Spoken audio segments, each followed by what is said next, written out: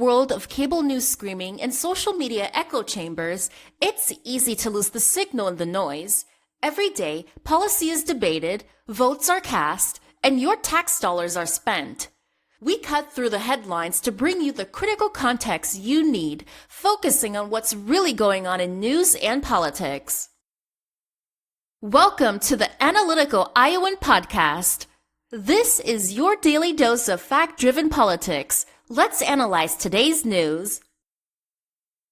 Here's Eric.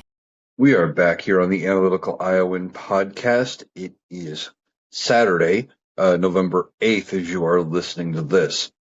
Now, full transparency, I am recording this podcast well after already having recorded a Rational Boomer podcast, as you may know, because a lot of you have found me because of the Rational Boomer.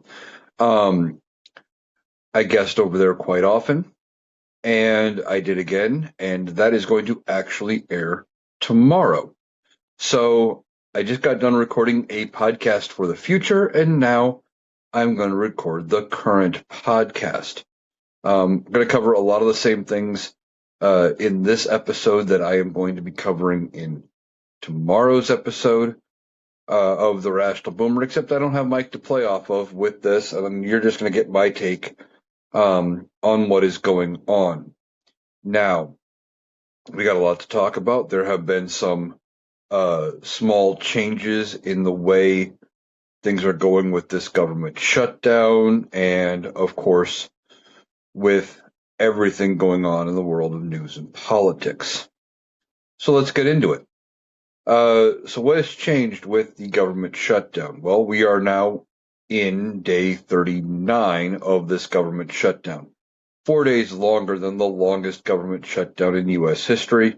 This is still the record held by Donald Trump. The longest record was also held by Donald Trump during his first term, when they could not get along and they could not pass a budget when they were in a similar position. They had the House, they had the Senate, they had the presidency, and they couldn't fund the government. Well, they can't do the same either, but they want Democrats to cave. So what changed? Well, Democrats offered an olive branch, probably the best deal they are going to ever offer Republicans in this government shutdown. And John Thune said it was a non-starter. And we don't even know what Mike Johnson is going to do with any sort of a deal that comes out of the Senate. So what was put on the table? Well, Chuck Schumer said on the floor of the Senate today that he had the votes to pass it. He knew if they brought it up, if they agreed to it, that it would pass. Basically, he would fund the government through January, and that basically they would agree to all of it in exchange for simply 1 year of Affordable Care Act credits. And Republicans said no. John Thune said that was a non-starter, that the only way they would open the government is if they funded at current levels with promises to talk about it later. Seriously, John Thune, how much later is left? The year is over as today is the 8th. That means there are 53 days left in the year. 53. How much later is left? When do you want to fulfill that promise to discuss it later if they open the government, even if they did it today? When would you fulfill that promise? Next week? Well, then if you're just going to talk about it next week and they're only going to ask for 1 year, just do it now. Or are you going to wait till like June of next year after it's already been too late? They've already expired. People's health care has already gone through the roof. And, now you have to deal with that. You want the Affordable Care Act to fail because you want to be able to replace it. Well, you want to repeal it. You don't even want to replace it because you don't have anything to replace it with. When asked, a member of Congress, I don't remember which one it was a Republican, was asked, what is your plan to replace the Affordable Care Act? And the answer was come up with something better. They don't even have a full plan. They just want to get rid of it because they don't like Barack Obama. Obama was the one who got it through. And what we currently have has actually turned out to be wildly successful. They didn't like it then. They don't like it now, in part because remember how they treated Barack Obama? Senate Majority Leader at the time, Mitch McConnell, had said that they were going to do everything they could to make Barack Obama a one-term president. And they couldn't even do that. They tried to block everything that Barack Obama wanted to do. Mitch McConnell used to laugh that his desk was the place where legislation during the Obama administration went to die, because it could end up on his desk and he wouldn't bring it for a vote. So they want the Affordable Care Act to fail so they can get rid of it. They don't want to fund it, but they also don't have a plan to replace it with anything. They just want to go back to what it was pre-Affordable Care Act. And we've talked about that. Insurance companies who donate heavily to Republicans, they want to go back to being able to do whatever they want and make whatever kind of money they want. They're afraid of Democrats because Democrats, if they were smart, would get behind universal health care, Medicaid for all, whatever you want to call it, and insurance companies could be out of business. Insurance is not a winning strategy when it comes to managing healthcare, because the whole point of insurance is you are paying this company to cover it. You are paying them a fee, a premium, saying, okay, if I need to go to the doctor, I want you to cover a portion of my bills later for a little bit of money up front. Well, the only way they make money is if you never go to the doctor. Problem is, people go to the doctor and then they use the health care. Then they don't make as much money. So then they have to charge even more money in premiums, and it becomes a vicious cycle. And they are so caught up in doing whatever they can to not pay out any money. It's ridiculous. Some insurance companies own hospitals, which they shouldn't be allowed to do. They own doctors' offices, etc., so they can have a better direct control over what doctors actually do. And they have too large of a say in what healthcare is actually covered. And they want Republicans to give them a bigger say. Right now, insurance is kind of reined in with the Affordable Care Act. It needs tweaked. It needs fixed. There are plenty of issues with it that we need to address. But the insurance companies, and by extension now Republicans, because insurance companies donate to Republicans who want to get rid of the Affordable Care Act, do not want us to fix healthcare. They want to go back to being able to do whatever they want.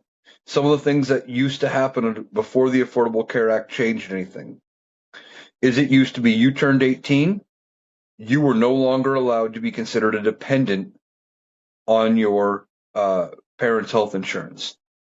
You couldn't. You had to. If you had a small enough plan, maybe you stayed on that insurance policy, sure, but they charged you a full price, like they were charging you for, say, like they would charge somebody for a spouse or something like that, not a child. They had to charge you. They charged you a different premium if that was something that happened, or you had to go out if you were 18 and go get your own insurance, or run the risk without it. And that could apply to college students, or, there are some people who don't graduate high school at 18, they graduate at 19. So you could still be a student in high school and not have health insurance. At least under the old rules. They wanted to be able to deny you things that you were born with necessarily. Say you were born with something that didn't get found until you were 5 or 6 years old. Under the old rules, they could call that a pre-existing condition and deny you. Same thing with when you switched employers. You were being treated for something.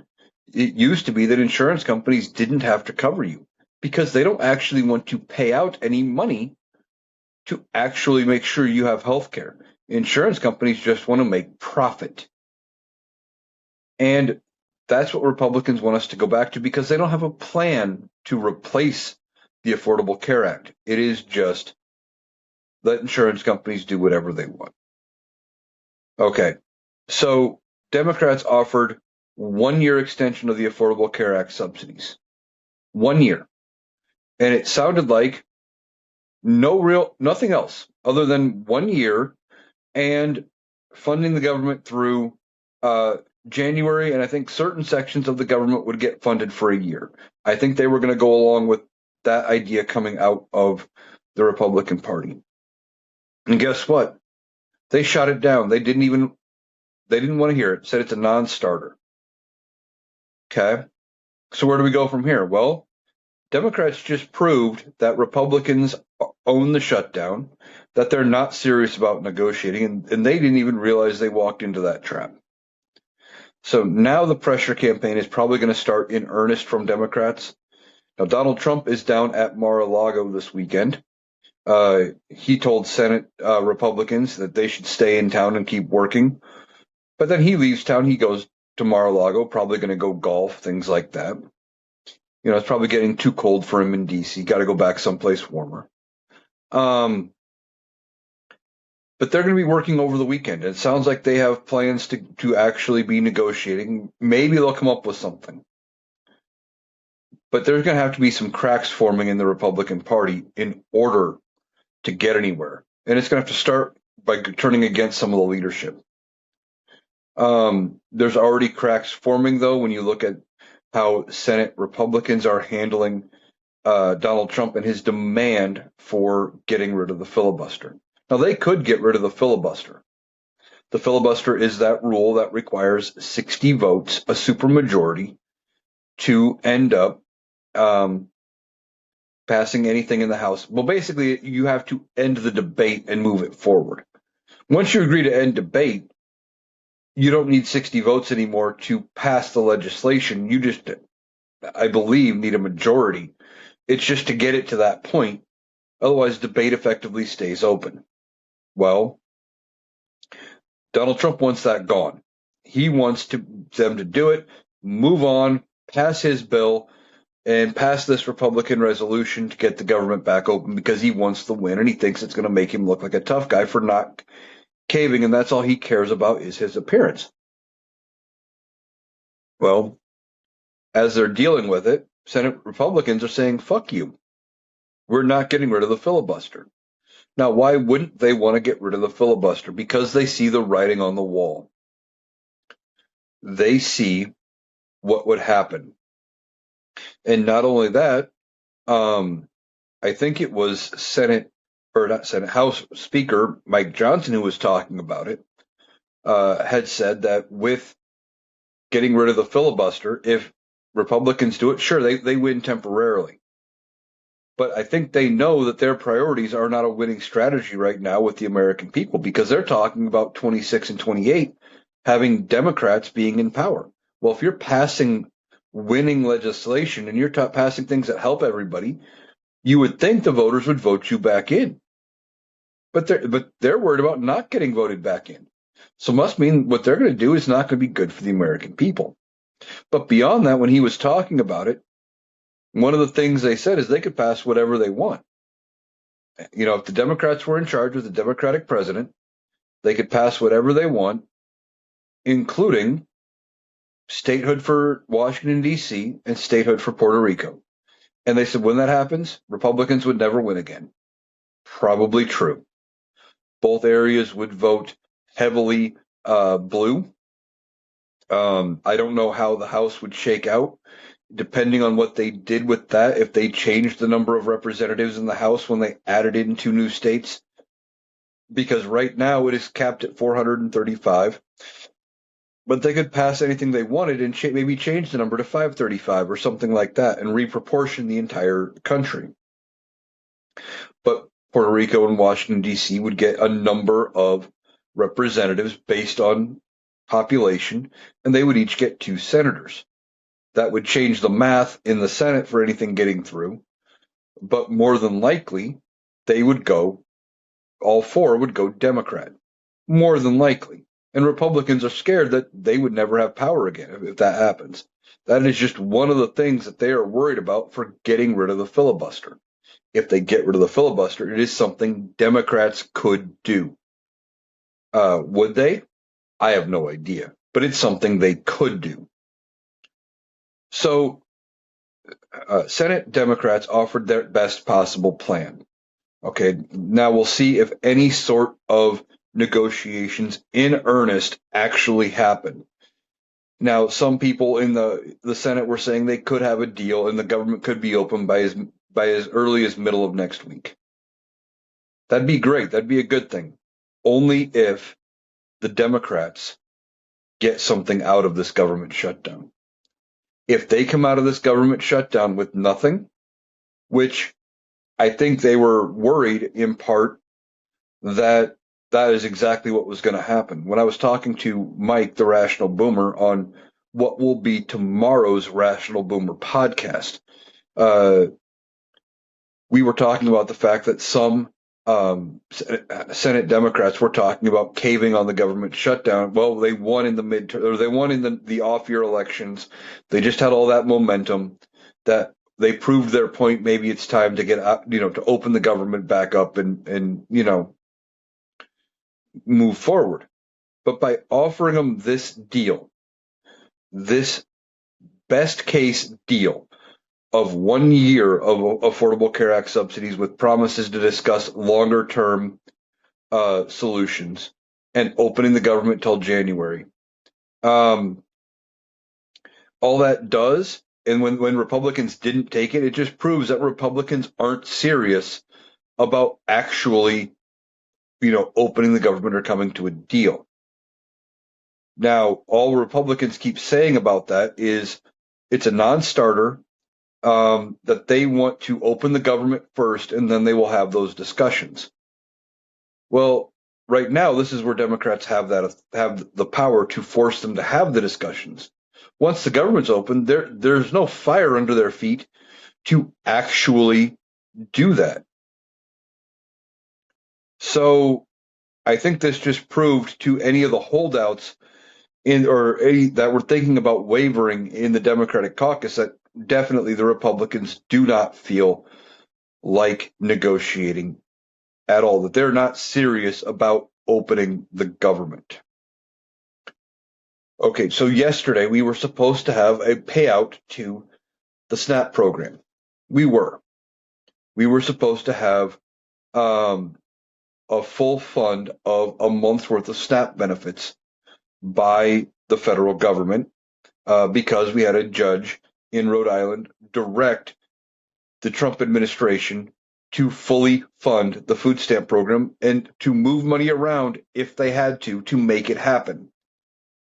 Well, they appealed because of course they did. Donald Trump said in their court filings for the appeal, they did try to sugarcoat it a little bit and said, well, how are we supposed to fund it? We've already exhausted the emergency payout, because they are saying in court filings that they have already used the emergency money as of yesterday, that the emergency fund that would have paid about 55-60% of a month of food stamps for people, that they're saying that was already spent, that they had already released that money. But we had been hearing up until Thursday that they weren't going to release those funds.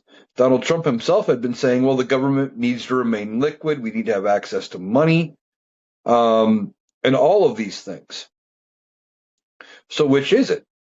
Well, they filed in court that they have released the money. Now, hopefully they already have. We haven't heard very many reports from states saying that they have received any funds, though. This administration tried saying because it has to go through a different payment system and it has to do this and it has to do that it was going to take a while for the states to receive their money. But they filed this in court anyway, that they have released the emergency fund, and they were just trying to get basically relief from having to move the money around and finish paying the rest of that money out. But the simple fact that we are even talking about an administration who claims to want to help people, who claims to be working for the American people and trying to make things more affordable, because that is what they ran on. All we heard all campaign from Donald Trump was grocery prices, egg prices, gas prices. I'm going to lower your energy bill. I'm going to make things affordable. Oh, the Biden inflation is oh so bad. Well, when it comes time to do something about it, they're not doing anything about it. They want excuses as to why they're not able to fund food stamps. They have excuses. So they asked the First Circuit Court of Appeals to help them out here and give them some sort of relief and make it so they didn't have to fully fund SNAP. I think they were actually hoping that they wouldn't have had to fund SNAP at all, but the First Circuit Court of Appeals did not immediately get them a response. So, what did this administration do? Did they fund the money? No. They appealed to the United States Supreme Court. Now, they appealed, and when you appeal from the appellate court to the U.S. Supreme Court, every justice oversees one or possibly two, because there are 13 appellate courts, 9 Supreme Court justices, that they oversee one or two lower courts. So they appealed to the Supreme Court on an emergency basis and said, hey, help us out here. Well, Supreme Court Justice Ketanji Brown Jackson did intervene on behalf of the Trump administration. Now, before you start typing in the comments how much you hate what she has done, hear me out. What she did put a stay on the lower court's ruling to force them to pay the full month's benefits, but not on the merits of the case. This wasn't. She didn't say that they won't have to do it at some point or whatever. All she said was, and she directed the First Circuit Court of Appeals to act quickly. She said, and I don't know how many days worth of a stay she put on there, but she put a temporary stay saying that because of what the lower court ruling was, which said they had till yesterday, which was Friday, to issue the full payment. The First Circuit Court of Appeals only had one day effectively, or even part of a day, to look at it and issue a ruling. She said they need a few more days. So she put a temporary restraining order on that. By the time you hear this, we may have gotten a ruling from the First Circuit Court of Appeals. On time-sensitive matters like this, it is not uncommon to get rulings on Saturday, sometimes even on a Sunday, if it is extremely time-sensitive.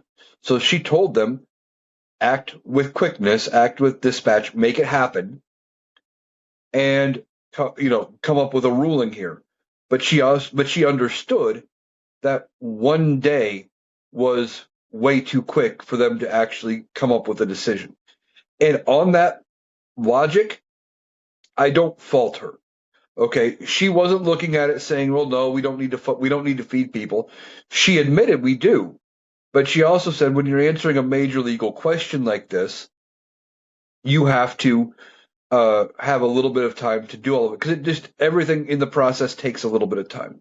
It does take time to do some research legally, because even though they are, smart when it comes to the law, and these judges know the law, sometimes they still have to look back and look at case law. They have to look things up. They have to, they have to even take time to write their opinion. And I know they don't always write their own opinions. They have clerks and staffers do it, but then they have to still proof it and, figure it out, dictate it, explain to the staffer what they want said. All of those steps take time. And that is what Ketanji Brown Jackson is saying here, that it takes a little bit of time, act quicker, but we need to give you more than a day. So I'm not going to take the all hope is lost with the Supreme Court route just yet, because this logic makes sense.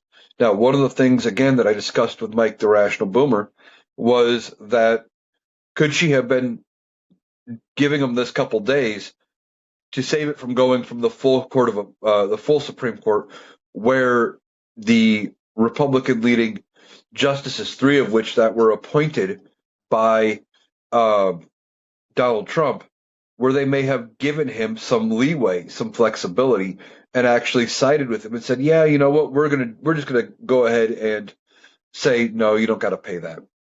Something like that. It's possible. So we're still waiting to see what's going to happen with the SNAP benefits. They should have already gone out.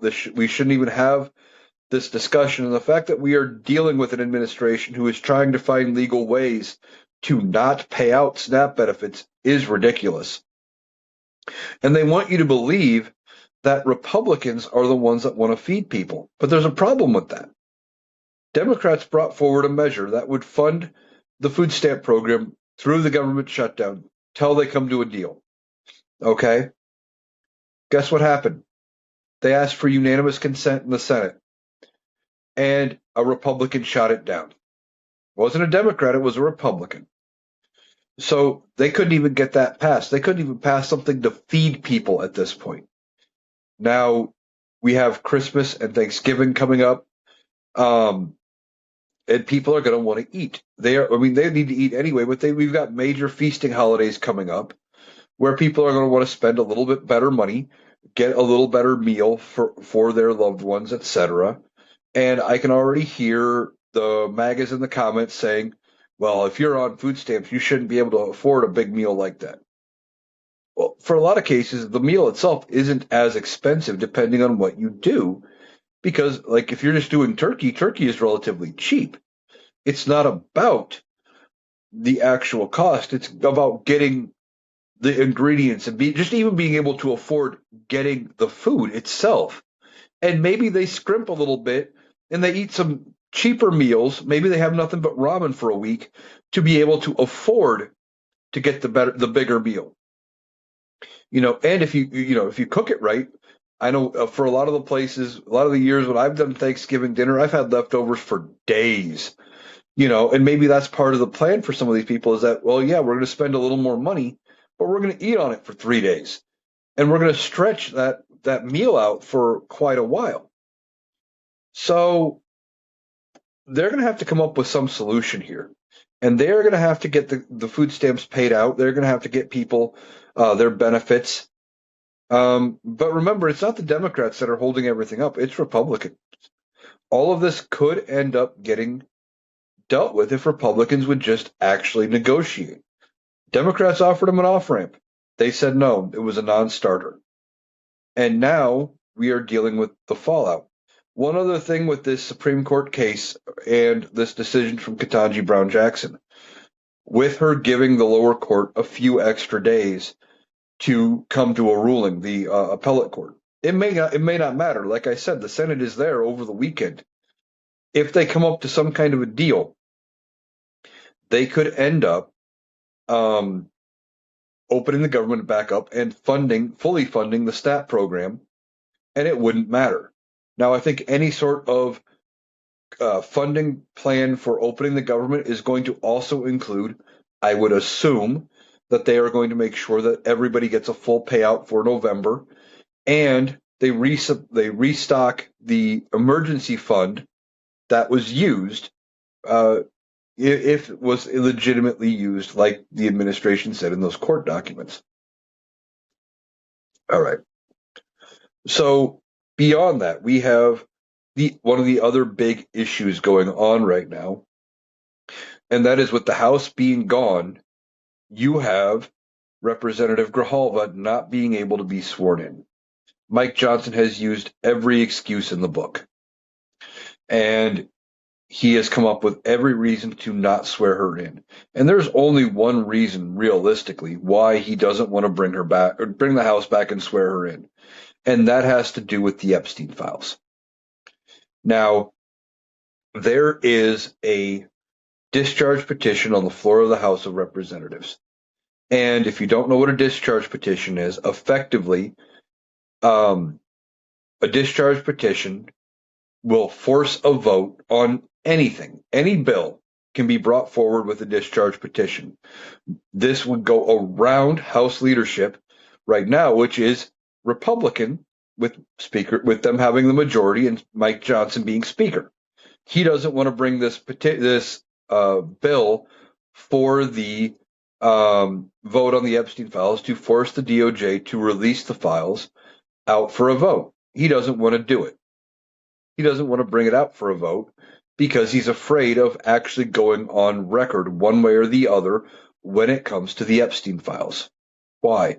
Well, I talk about it almost every day, but Donald Trump wants the Epstein files buried. He doesn't want to talk about what is going on in the files. He doesn't want the fact that he is probably, and we'll talk a little bit more in a minute about what is going on with him in the files, but he doesn't want that any of that brought to light. And there are probably some very powerful people in the Epstein files. Mike Johnson doesn't want that brought to light, in part because if they vote to release it, Donald Trump has already said anybody who votes in favor of releasing the files is hostile to Donald Trump and this administration. And he is threatening primary challengers. He is threatening all sorts of things against anybody who votes in favor of releasing it.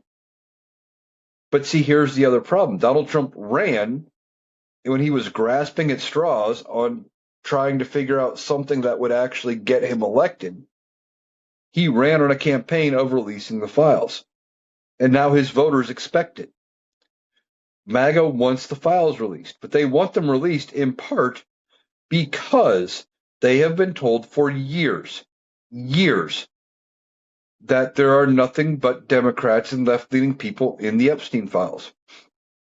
That it is going to be all left-leaning people, all Democrats, because they do these awful, awful things to children. Now, are there going to be some left-leaning people? Yes. And when there are, we want them brought to justice if possible. If it is within the statute of limitations, they should be charged for whatever they did. And if it is outside of the statute of limitations, but within any sort of statute of limitations for financial gain, where the victims can sue for damages, because some states have differing laws about when things are made public and when you could actually make a claim, etc. Maybe they can get some financial restitution that way, which doesn't make what happened to them any better, but at least it is something. Ultimately, we want to see whoever it is have their name be dragged through the mud and have them go down in infamy. I don't care who is on the list. I don't care if it's my favorite actor. I don't care if it is a politician. I don't care who it is. If they are on the list, we need to know who it is, and they need to go down as being an awful person in history. Period. Now, Mike Johnson doesn't want to have to come up with a way to explain to the voters that they're trying to not release the Epstein files by siding with Donald Trump on this. And if he sides with the voters to release the files, then they got to deal with Donald Trump being pissed. So his answer: we'll just keep the House of Representatives out. Now, there are a couple of ways this could end. Okay. Ultimately, another Republican could just come forward and sign the discharge petition. It could happen. And if that happens, he's got no reason to keep the House of Representatives out at that point. He would have to bring them back. He would bring them back anyway, swear in Representative Grijalva. She would sign it as well. They would hold a vote. And you would think anybody who signs the discharge petition is going to vote in favor of the measure to release the files. Now, even if it passes the House, this doesn't mean the Epstein files get fully released. This is just the first step. It would still have to go to the Senate, where it could get buried and nothing happens. And then from there, it has to go to Donald Trump's desk. And we know he won't sign it. I mean, unless somebody convinces him to, but I don't think he would ever sign that willingly, unless it passes with such overwhelming support that he knows they'll pass it around his veto anyway. So then, rather than get embarrassed and have something pass around his veto, maybe he would sign it. But this is about accountability and having names that they can go back to districts and say, hey, this representative, and I'm going to pick on Mike Johnson, that they can go back to his district in Louisiana and say, Mike Johnson voted to hide the Epstein files. Right here, here's the vote. He voted no on releasing them. And the Republicans don't want to deal with it. So how does this ultimately end? Well, ultimately, at some point, he is going to have to bring the House back into session. Their funding for the CR that they passed in the House initially, that he keeps saying is the only thing they will vote on, that CR actually expires in about 19 days. No, 13 days. 13 days, a little under 2 weeks. So they would have to come back anyway and vote on a new CR. Or the Senate might pass something. Maybe they come up with something this week over the weekend, and he has to bring the House back. Ultimately, he is going to have to vote on something. He's going to bring the House back, and when he does, it's going to trigger this discharge petition. He will have to swear in Representative Grijalva. Now, what else could happen? Another Republican could sign off on it because they're sick and tired of what is going on. But this doesn't bode well for Mike Johnson. Okay? I don't know that he survives maybe even the year as Speaker of the House. He's got multiple things hanging over his head about how he could lose the speakership. Now, if he brings the House back, Representative Grijalva signs the discharge petition, they hold a vote, and it passes. Donald Trump is going to be pissed that they didn't bury the Epstein files. Because right now, with the House continuing to be out and they're not there, even the Oversight Committee that was looking into the files is not there. They're not looking into it. They're not releasing anything. And Donald Trump has successfully weaseled out of any sort of accountability for himself or anybody around him in relationship to the Epstein files. Okay, so they come back into session. Mike Johnson unsuccessfully blocks an effort for this discharge petition. They hold the vote. Donald Trump could get pissed off, call somebody in Congress, call one of his hardcore MAGA supporters and says, get rid of him. It would only take, I think, 4, maybe 5 Republicans and all Democrats, and Mike Johnson's gone. He's out. Okay. But let's say Donald Trump figures he can still keep it buried because the Senate's going to save him on the Epstein files. Okay. So he lets that go, but they passed the government funding option, and they've caved to Democrats. Again, Donald Trump may sign it because it'll make him look better if he signs it, but he'll think he looked a little weak because they caved to Democrats, even though Donald Trump himself was not part of any negotiation. So same situation. Now we funded the government's open. But Donald Trump is pissed that Mike Johnson caved to Democrats. So he calls up maybe the exact same representative he would call about the Epstein files. Says, hey, get rid of him. It would take only 4 or 5 Republicans and all Democrats, and Mike Johnson's out as Speaker. Okay. But then there could be the fact that, depending on what's going on, Donald Trump may just say, hey, let's get rid of Mike Johnson as Speaker of the House anyway, before they've opened the government back up. Because right now he is able to do pretty much whatever he wants to do. The committees he needs to talk to, the planning groups he needs to talk to do things like tearing down the East Wing of the White House are gone. And since he's just doing whatever he wants, maybe he wants to keep the government shut down, despite saying that, they want an end to it. He wants to fund all these programs. The longer he can keep it shut down, the more he can do whatever he wants, and he doesn't have to answer to Congress for anything. So maybe they try to oust Mike Johnson to delay things and keep the government shut down for a while. So what happens? Well, this is where Democrats could play a strong card and said, okay, Mike Johnson, you make sure we have the votes to fund the government at XYZ levels. Here's the cards, basically whatever the Senate passes, or maybe something different. But they come up with terms and said, okay, we will save your job if you fund the government with our demands met. And Mike Johnson would probably, by wanting to stay Speaker of the House, go through and do that. I know Kevin McCarthy had done that a couple of times. The Democrats had saved Kevin McCarthy at least once when they voted to oust him in exchange for something the Democrats wanted during his tenure as Speaker of the House.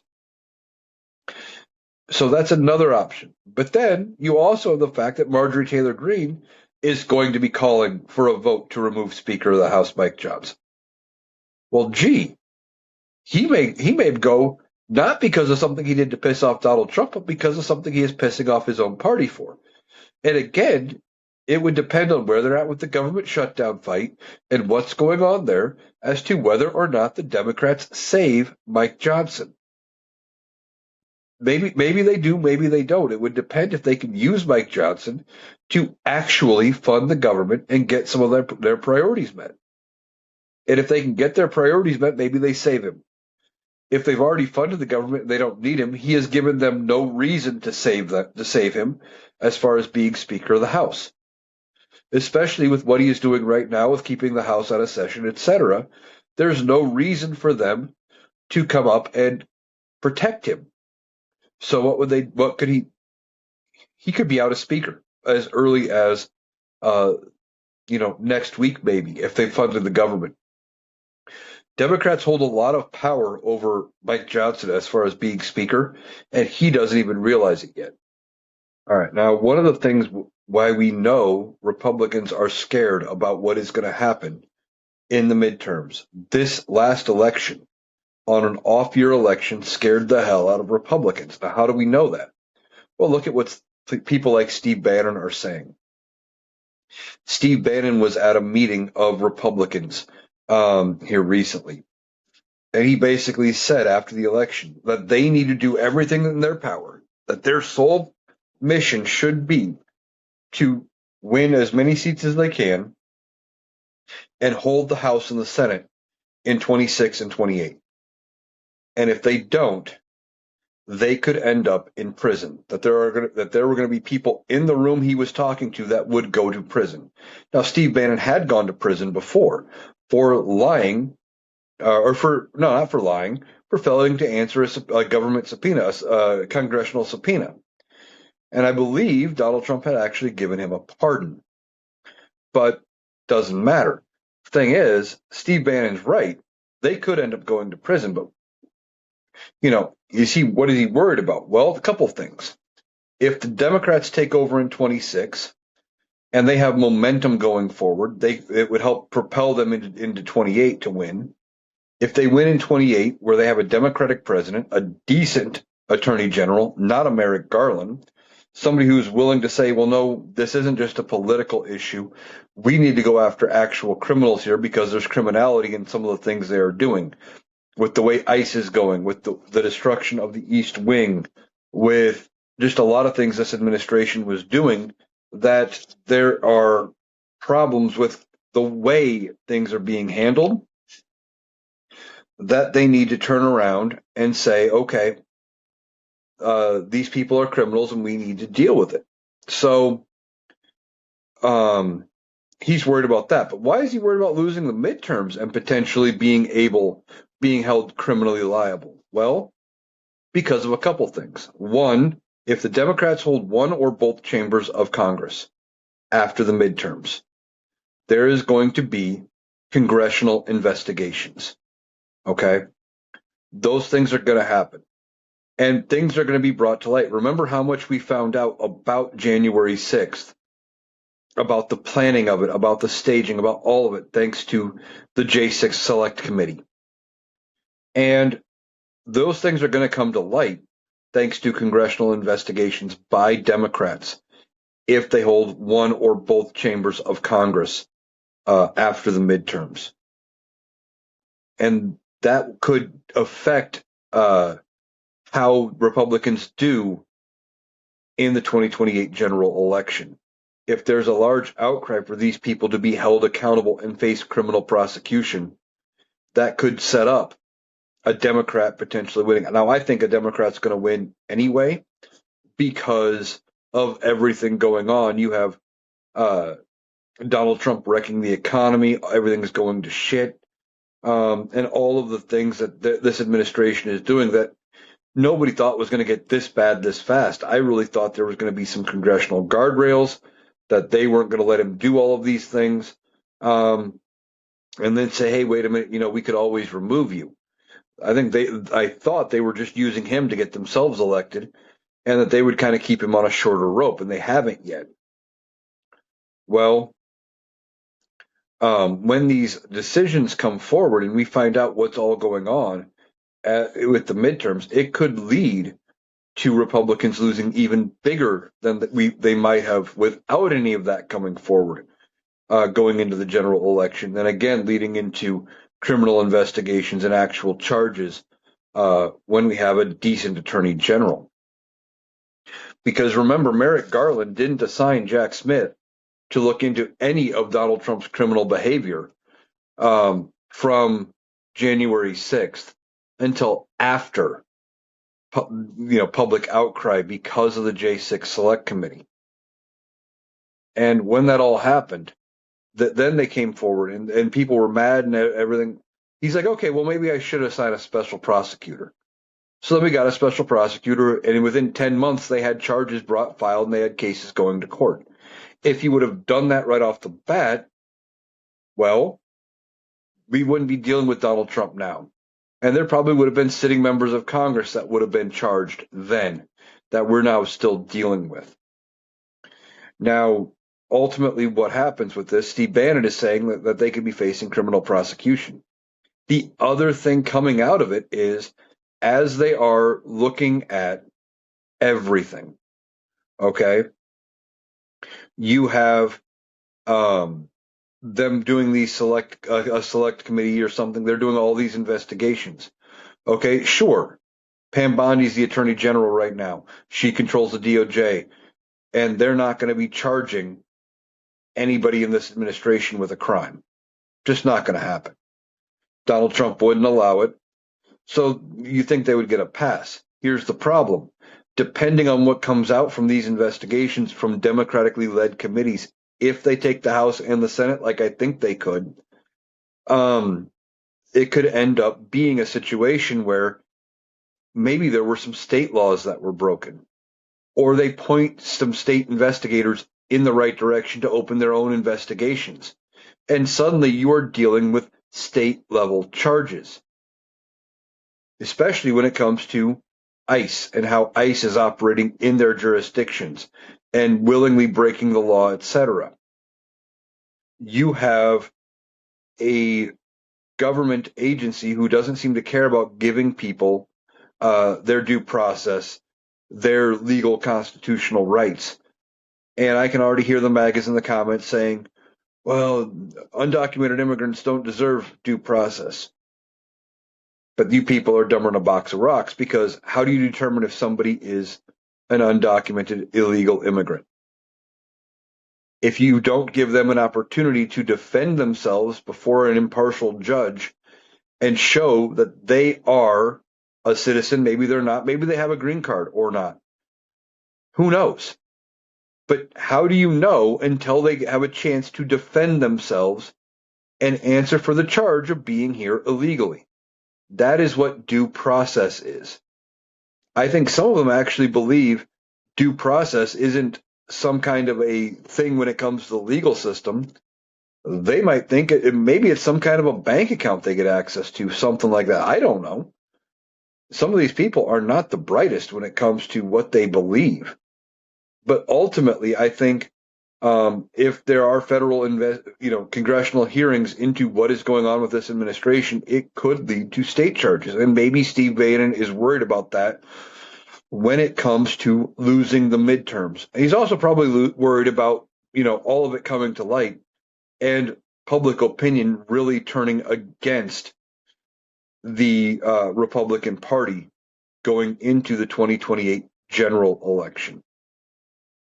Now, no matter what they say, Donald Trump is not going to be on the ballot in 2028. He won't be. Donald Trump kind of said after these losses, well, that they lost because he wasn't on the ballot. And that in his mind, that he is the only one who can win for the Republicans. And some people have floated this idea that they need to modify the Constitution or just let it be so he can run again. Well, they don't have the votes to change the Constitution. They don't even have the votes right now to open the government, let alone change the Constitution. Democrats aren't going to side with that, especially in some kind of a way that only favors Donald Trump. One of the constitutional amendments they had floated out was this idea that if you win a term and then get voted out and come back and win another term, you could run for a third term. So you would get one term, a second non-consecutive, and then a third that would be consecutive to the first, adding basically a one-time exception. Well, the only person that would currently apply to is Donald Trump, unless you could find a way to somehow reanimate Grover Cleveland, because we've only ever had two people ever hold non-consecutive presidential terms. Typically, when you lose, you're done in politics. They don't bring you back. But see, Republicans are out of ideas. They don't have any good politicians. Donald Trump has chased most of them out of the party. So they brought Donald Trump back. He ran. He won. And now they are talking about floating this idea of changing the Constitution. Well, I don't think that's going to happen. They don't have the votes to make that happen. Okay. So then Donald Trump says, well, I'm going to be on the ballot. Well, you can't just run for a third term. The 22nd Amendment is rather clear. It says no person can be elected president more than once, or more than twice, rather. Okay. So then what about him running as somebody's VP? Well, there are two problems with that. Even if you are somebody's VP who ascends to being the president, you can only be a maximum of 10 years can you be president. Okay. So Donald Trump would only have 2 years max if that were to work. But here's the problem. What they're suggesting is Donald Trump would run with J.D. Vance and be J.D. Vance's VP, and then J.D. Vance would resign, and Donald Trump would become president. Well, even if that were to happen, Donald Trump would only be eligible to be president for 2 years. But there is also another situation. The 12th Amendment says if you are ineligible to run for president, you are ineligible to run for the vice presidency. So he couldn't run because he would be ineligible to serve all 4 years of the presidency as J.D. Vance's VP. He wouldn't be eligible. Now, nobody's ever challenged this because nobody was dumb enough to challenge it before. But those two amendments look like they block him completely. The only other option they would have is also so far-fetched it's dumb, and that would be in 2028, assuming Republicans have control of the House of Representatives, that they select Donald Trump to be the Speaker of the House, and then assuming J.D. Vance and whoever he has as a running mate, maybe Marco Rubio, both resign immediately upon taking the oath of office, and Donald Trump would be automatically the president because there was a vacancy. Again, he would only have 2 years, but that has never happened. They have never selected a non-member to be Speaker of the House, not in over 200 years. It just doesn't happen at all. So there's no chance Donald Trump is going to be on the ballot. There's no chance he's going to come back as president once he's done. And that's if he's even healthy enough to make it. He continues to look like he is getting worse day by day. He has more and more moments where they ask him a question. If he doesn't have an answer, have you noticed? He's been deflecting more lately to other people. He defers to J.D. Vance. He'll defer to Pam Bondi. He makes it look like he is, passing it off to an expert to let them handle it. But that's not who Donald Trump is. He's never been that way. He doesn't think people know more than he does. Have you ever listened to him speak? According to him, he's the smartest person in the room. But he's been doing that more. He's been deflecting more, letting other people talk for him. You have his ankle issues where they're swollen. You have him, wandering, like when he was wandering in Asia with when he was supposed to be walking side by side with the Prime Minister of Japan and doing a specific ceremony, he kind of just wandered off, had this lost look at his face. You know, you had the um, issue just a couple days ago in the Oval Office where there was the medical emergency where where they fainted or whatever happened. They ended up on the ground. He kind of didn't overly look concerned, just looked to see what was going on. Then he just kind of stood there with this blank, vacant look in his eye, like he didn't know what to do next. Now, I wasn't expecting him to jump in and help and perform CPR or do any of those things. But the fact that he just looked so lost, like you had just killed his routine because, you know, they can probably get him through certain things by saying, okay, you're going to go out, you're going to talk to the press about this, here are your talking points, and they've been propping him up. And when something unexpected happens, there's a short in the system now. He can't just go with it anymore. It's becoming very obvious there are issues with him. I don't know that he makes it to 2029. I mean, if you listen to the Rational Boomer podcast, our friend and fellow guest over there, Ed, he thinks that Donald Trump isn't going to make it to Thanksgiving of this year. Other people are saying he won't make it to Christmas. I'm not sure when he's going to make it to. I did float the idea over on the Rational Boomer podcast that he may not see his 80th birthday. It's entirely possible. He's not looking good, and it's only going to get worse. They're not going to be able to prop him up forever. So Republicans need to figure out what they're doing here. Donald Trump's not going to be around forever to protect them, and he's also not going to be around forever to punish them when they don't do his will. They are going to have to start cracking from him and doing their own thing. You already see parts of it happen. Senate Republicans saying we're not getting rid of the filibuster because we want to use it when we're in the minority, because they have the foresight to see beyond right now. You have Marjorie Taylor Greene saying, hey, we got to do something about these Affordable Care Act premiums. She's sounding almost reasonable. And the more cracks that show, the more it's going to be evident that Donald Trump is losing his grip on the Republican Party. And I think the closer we get to primaries, the closer we get to the midterms, the more those cracks are going to show. And we already have a bunch of people who are not seeking re-election from both parties, but specifically Republicans. They have nothing to lose by breaking from Donald Trump. And if you have other people in Congress that are potentially primaried out, because like you hear James Corman in Texas, he's facing a primary challenger with Ken Paxton. Now, on the off chance Ken Paxton ends up winning that primary, James Corman in the Senate has nothing to lose by breaking from Donald Trump for the rest of his term, however short that would be at that point. You know, I don't know specifically when the Texas primary is, but then they would have no reason if they're not going to be up for re-election because they got primaried out or whatever, or they have they've decided to retire and not seek re-election.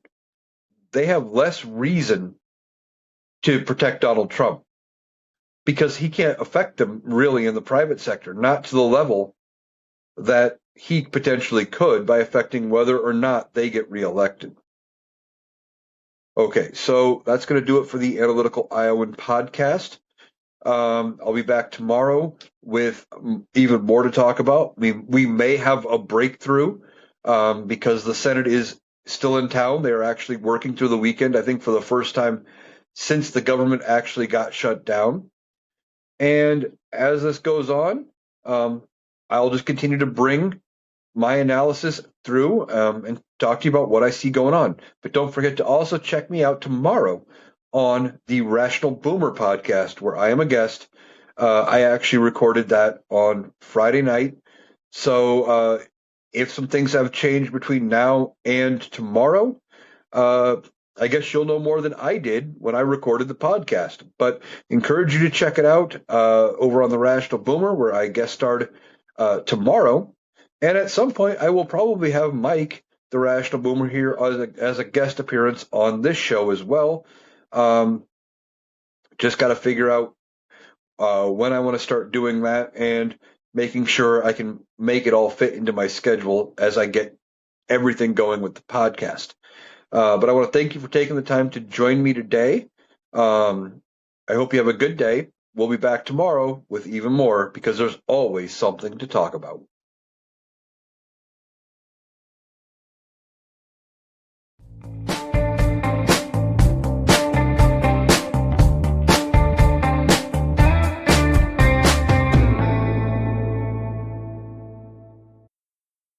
That was Eric. That does it for our analysis today. If you appreciated us cutting through the noise to get to the critical context, please make sure you're subscribed to the Analytical Iowan podcast on Spotify and YouTube. We'll be back tomorrow. Thanks for listening.